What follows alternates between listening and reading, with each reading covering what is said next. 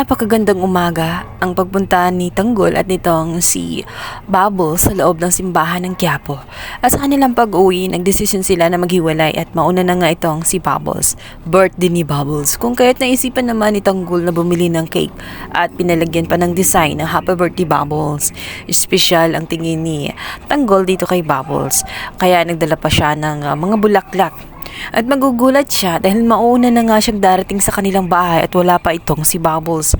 Mag-aalala naman ng husto ang lola ni Bubbles dahil sa tingin niya ay maaring may hindi magandang nangyayari kay Bubbles. Ilipas nga ang mga oras ay wala pa rin itong si Bubbles kung kaya't hindi na maiwasang mag-alala ng kanyang lola at ang buong pamilya maging itong si Tanggol.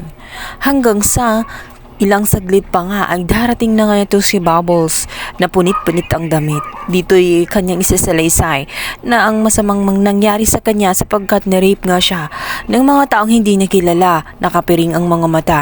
Ang hindi alam ni Bubbles ay mga tauhan ni Pablo yun at si Pablo ang gumawa nun sa kanya. Malungkot ang lahat sa kanilang mga narinig na balita mula kay Bubbles. Hindi lang sukat akalain na ganoon ang mangyayari kay Bubbles. Birthday na birthday pa naman niya. Ngunit na lang niya siya sa taong hindi niya kilala.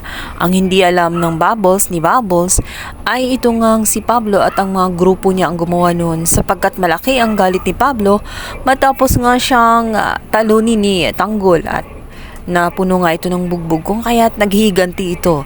At hindi lang yun ang gustong gawin ni Pablo sapagkat hindi pa siya tapos. Kung pinuntahan pa talaga ang bahay nila Bubbles, dito nga ay ang kasama ang kanyang mga grupo ay niratratan nga ng bala. Nagulantang ang lahat sa biglaang pagdating ng mga grupo nga nitong si Pablo.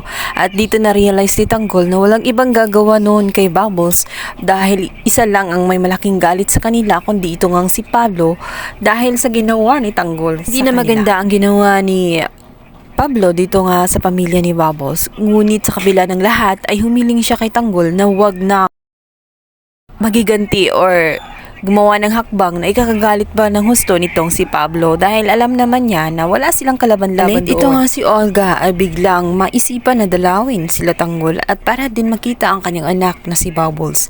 Dito niya kanyang matutuklasan kung kaya't hindi siya makakapayag na wala na lamang gagawing hakbang laban kay na Pablo. Ngayon ay siya na nga ang kikilos para sa kanyang anak. Dahil galit na galit siya, hindi niya matatanggap na ang kanyang anak ay winalang hiya lamang ng isang Pablo. Kasi ni Olga na kahit hindi man niya mapakilala ang kanyang anak at hindi niya maparamdam ang pagmamahal niya ay kahit naman dito ay makagawa siya ng kabutihan para sa kanyang anak. Kung kaya't palihim nga niya na gawan ng plano itong si Pablo. Yan ang ating pakaabangan ngayon kung ano kayang magiging plano ni Olga para sa ganti niya sa kanyang anak na si Bubbles.